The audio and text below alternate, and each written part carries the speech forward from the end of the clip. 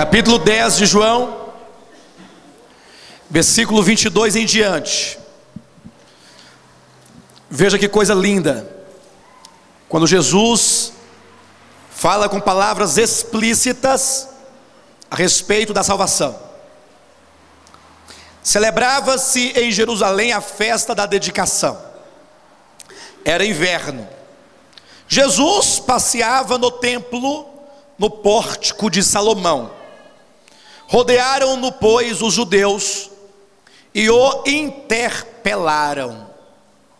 Veja qual é a interpelação dos judeus: até quando nos deixarás a mente em suspenso? Se tu és o Cristo, dize-o francamente. Olha a resposta de Jesus no versículo 25 em diante. Respondeu-lhes Jesus: já vou-lo disse e não credes. Ou seja, não é por falta de falar, não é por falta de pregar, não é por falta de ouvir. Já vou-lo disse, vocês não creram. As obras que eu faço em nome de meu Pai testificam a meu respeito. Jesus não somente falou, mas provou com as obras, com os sinais e prodígios que ele realizava no nome do Pai. A ressurreição de Lázaro, a cura do cego de nascença, a cura do leproso, e assim todas as outras curas e milagres que Cristo fez, eram provas incontestáveis de sua messianidade. 26, mas vós não credes, porque não abris o coração. Vós não credes, porque vocês precisam me aceitar como seu suficiente Salvador. Vós não credes, porque decidiram não crer. É isso? Mas é assim que o povo faz aí fora. Por que eles não creram? Ah, porque não quiseram. Essas respostas eu não quero. Rejeite, querido. Jesus disse: eu já falei, preguei e provei o que sou mediante sinais e prodígios, mas vós não credes, porque não sois das minhas ovelhas. Versículo 27, as minhas ovelhas ouvem a minha voz, e eu as conheço, e elas me seguem. Eu lhes dou a vida eterna, jamais perecerão, e ninguém as arrebatará da minha mão. Jesus mente? Seja todo homem mentiroso e Deus verdadeiro, porque Deus não é o homem para que minta, nem filho do homem para que se arrependa.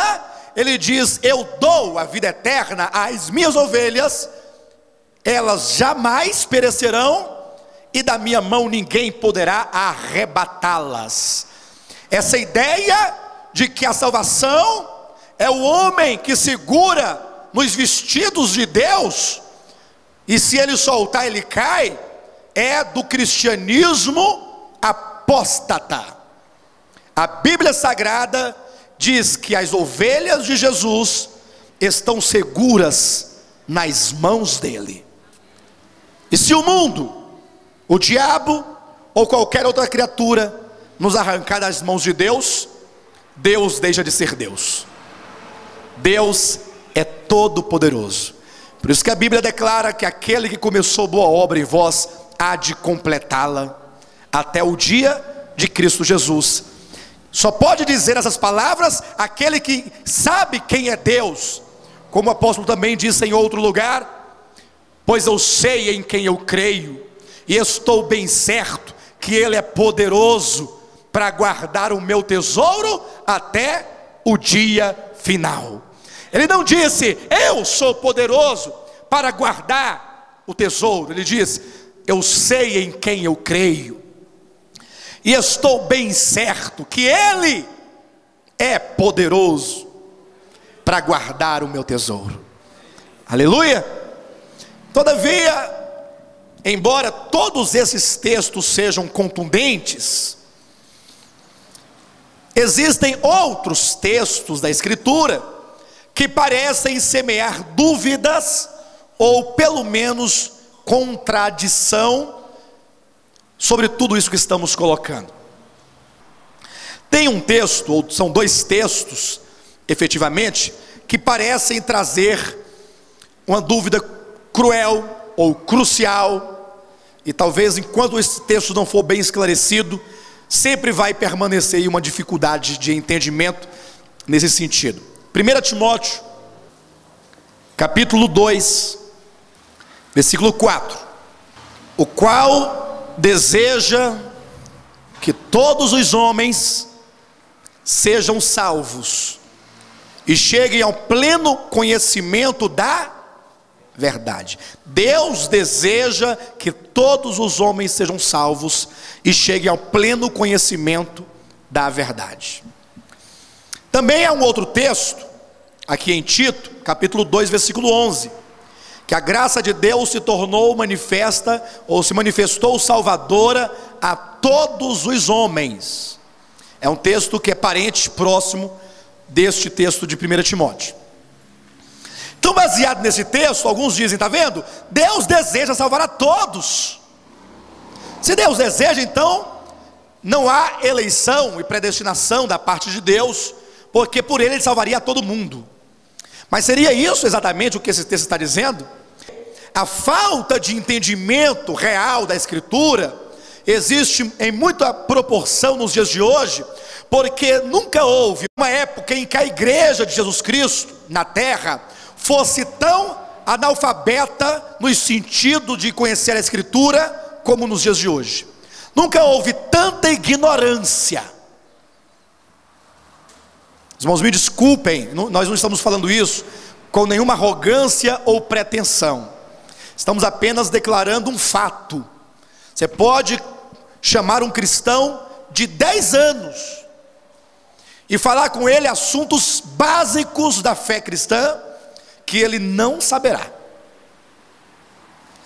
Isso porque as pessoas se convertem a Cristo, muitas vezes, em lugares em que a Bíblia nem é aberta, ou então com aquelas pregações de 3 pontos. Já ouviram pregação de 3 pontos? Primeiro ponto, lê o texto. Segundo ponto, sai do texto. Terceiro ponto, nunca mais volta para o texto, porque depois de ler o versículo, a pessoa vai contar a sua vida. É porque eu era gay, eu era mãe de santo, eu comia defunto. As pessoas ficam, ele comia defunto, que coisa fenomenal. E aí ele vai falando as misérias que ele fazia da vida pregressa, e o povo fica, e sai de lá cheio, sei lá de quê. Porque o que deve ser pregado é a palavra de Deus. Então, essa cultura em que as pessoas dançam rap, dançam pagode, dançam forró, e tem um tanto de bailarinos, homens e mulheres dançando ali durante 2 horas. Depois, quando falta 15 para as 10, vamos passar a palavra para o pregador da noite. Essa cultura não pode gerar bereanos, efetivamente. Aí a pessoa vem aqui e tem razão de não gostar, que nós louvamos 4 canções com a igreja toda e gastamos 1h10 ministrando a palavra em todos os cultos. E na conferência são 2h30 de pregação, ou 3 horas em cada encontro. Esse pastor fala muito. Não é que eu falo muito, é que você não está acostumado com a palavra. Você se assenta diante do televisor e assiste um filme de 1h30, de 2 horas, e acha bom. Você assiste um jogo de futebol que passa dos 90 minutos para a prorrogação, para os pênaltis, você está lá. Mas na hora da palavra é muito. É uma cultura de pessoas que não leem a Bíblia, que não pregam a Bíblia e que não gastam tempo com a Escritura Sagrada. Então, quando nós vamos tratar de temas assim, o conflito está estabelecido.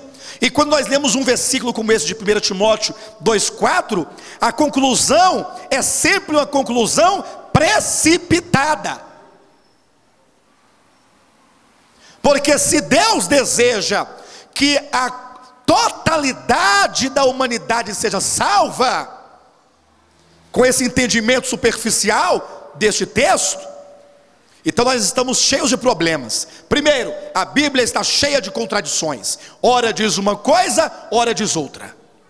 E para mim, se assim o fosse, ela não me serviria.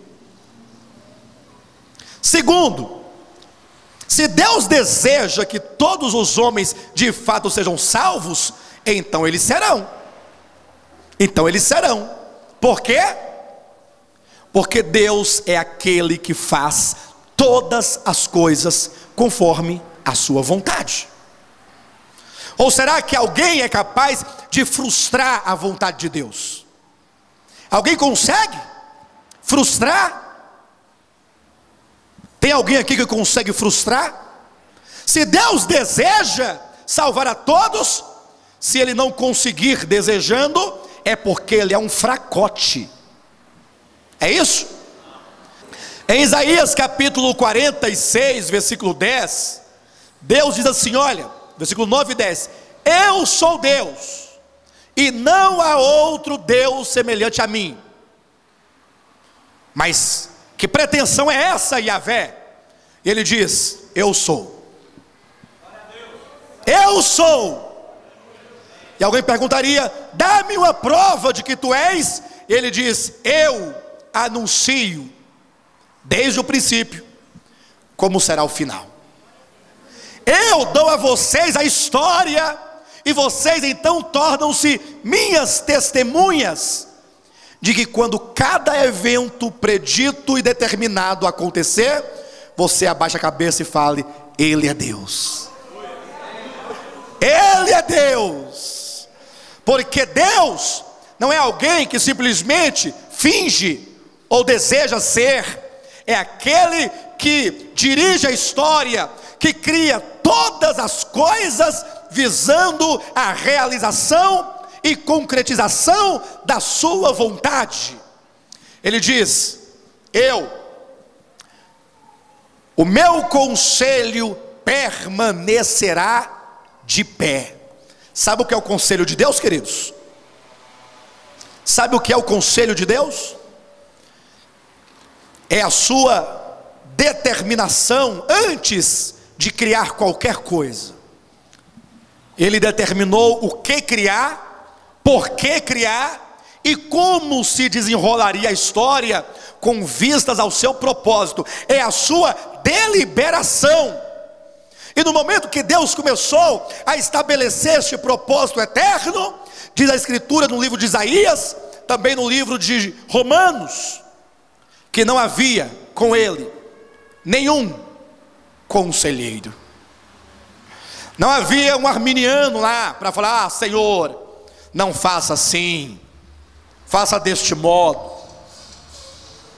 Não havia nenhuma intervenção de mentes caídas para auxiliá-lo o modo como fazer. Ele, sem conselho algum, deliberou a sua vontade, estabeleceu a sua vontade, e ele diz, o meu conselho permanecerá de pé, eu farei toda a minha vontade. Pegue Isaías 46, versículos 9 e 10, guardem na sua memória, não se esqueça deles.